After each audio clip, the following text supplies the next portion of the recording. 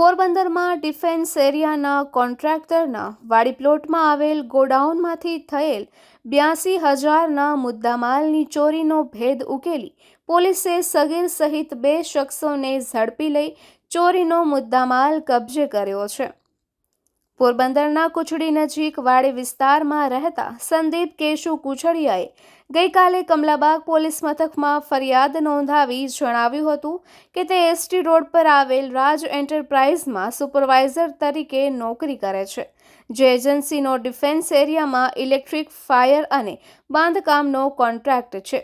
એજન્સીના માલિક રાજીવ સૂર્યકુમાર વ્યાસના વાડી પ્લોટમાં રાજા ઓઇલ મિલ સામે આવેલ મકાનના ગોડાઉનમાંથી તારીખ 7/7ના રોજ રસોડાની બારી તોડી 82,000ના ઇલેક્ટ્રિક માલ સામાનની ચોરી થઈ હતી.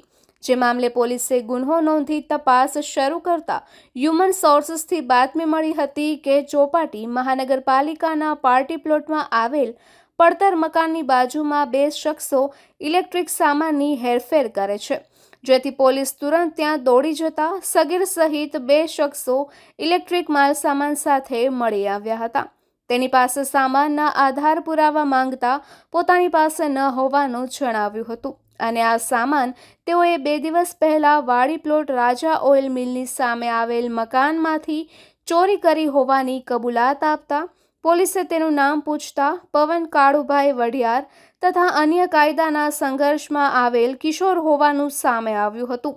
આથી પોલીસે ચોરીનો મુદ્દામાલ કબજે કરી પવનની ધરપકડ કરી વધુ પૂછપરછ હાથ ધરી છે. નિપુલ પોપટ, પોરબંદર ટાઈમ્સ.